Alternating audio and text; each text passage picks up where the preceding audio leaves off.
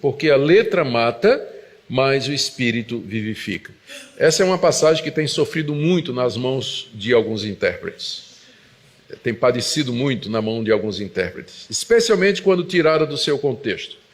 Às vezes o pastor ou mesmo dirigentes de louvor, de grupo de louvor, querendo que o povo se sinta mais à vontade, para justificar todo tipo de coisa no culto, eles dizem assim: o Espírito, a letra mata, mas o Espírito vivifica. Mas particularmente essa passagem tem sido usada, eu vou tratar disso mais adiante, mas particularmente tem sido usada para fazer uma dicotomia que não existe entre conhecimento doutrinário e vida de piedade e de oração. Quando eles dizem a letra mata, o sentido é mais ou menos esse. Não vai estudar muito não, você para de ler esse tal de Calvino, para de ler aí esses caras reformados aí, estudar teologia, estudar Bíblia, né? Para fazer com isso, porque isso vai secar você. Doutrina divide, doutrina mata, doutrina seca a pessoa, torna você muito árido, tira a vontade de orar. Você tem que ir para o Espírito, buscar a vida no Espírito, porque a vida no Espírito, sim, você vai ter comunhão com Deus, você vai ter poder espiritual, você vai conhecer as coisas de Deus. Essa dicotomia, ela usa esse trecho da maneira errada, porque o contraste aqui que Paulo está fazendo não é entre doutrina e oração, não é entre conhecimento e vida de piedade, mas a antiga aliança e a nova.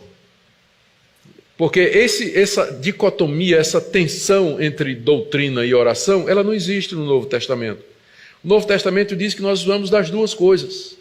Nós precisamos do conhecimento de Deus, precisamos conhecer a palavra de Deus, precisamos conhecer a Cristo e precisamos ser pessoas de oração, cheias do Espírito Santo, que andem no caminho de Deus, piedosas, que amem o próximo como a si mesmo e que estejam dispostas a fazer a vontade de Deus. Nós não podemos separar essas duas coisas. Se você enfatiza só o estudo, você vai de fato se tornar uma pessoa árida. Você vai se dedicar a debates intermináveis, geralmente na internet, não é? No Facebook, debates intermináveis sobre picuinha, né? E você vai brigar por aquilo ali. Se você rejeita tudo isso e diz assim: não, eu vou me dedicar só à oração e à busca de Deus, plenitude do Espírito e tudo mais, se você não tiver uma espinha dorsal teológica boa, você vai cair no misticismo, como nós vimos ontem, gente adorando anjo, gente praticando ascetismo, você vai cair em superstição evangélica, você vai cair num pragmatismo evangélico e uma série de conceitos e ações que não têm o menor fundamento bíblico, e disso a igreja evangélica está cheia. Tem cultos inacreditáveis, gente subindo em pau de sebo. Procura o vídeo na internet, o cara subindo em pau de sebo no meio do culto. Mas a minha bronca é o uso errado dessa passagem. O meu doutorado e o meu pós-doutorado é em hermenêutica e interpretação bíblica, voltada mais para o Novo Testamento. E eu aprendi 3 regras de interpretação que eu quero trazer para vocês aqui, que vão salvar vocês de pagar mico como esse, de usar esse texto assim. Primeira regra, contexto. Segunda regra, contexto. Terceira regra, contexto. Leia o texto todo e aí você vai ver que essa passagem não está fazendo esse contraste. É um contraste entre a antiga aliança e a nova aliança. A antiga aliança da lei, da letra, ela conduzia à morte, foi o que nós vimos ontem. O objetivo da lei era mostrar ao judeu que ele era impotente para salvar-se, que ele era um pecador, estava condenado debaixo da santa e justa vontade de Deus, santidade de Deus, e que ele não tinha recursos em si para quitar sua dívida diante de Deus. Portanto, o judeu tinha que perguntar: miserável homem que sou, quem me livrará do corpo dessa morte?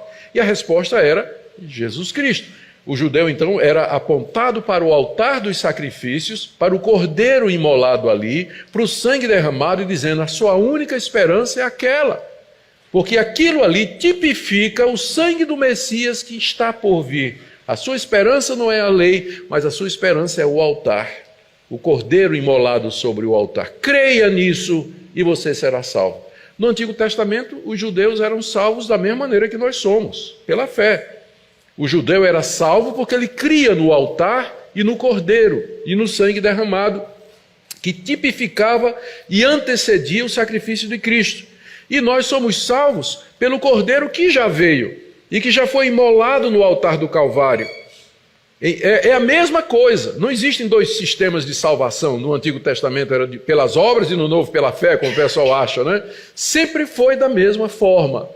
Nunca ninguém se salvou por obra, sempre foi pela graça, pela fé em Jesus Cristo. Antes dele, no Messias que haveria de vir. Depois dele, no Messias que já veio. No Antigo Testamento eles olhavam para frente. Agora no Novo a gente olha para trás, para o centro da história, que é Cristo crucificado lá no alto do monte. Lá no alto do monte. Então essa é a nossa única esperança. E aqui então esse é o contraste que Paulo está fazendo aqui.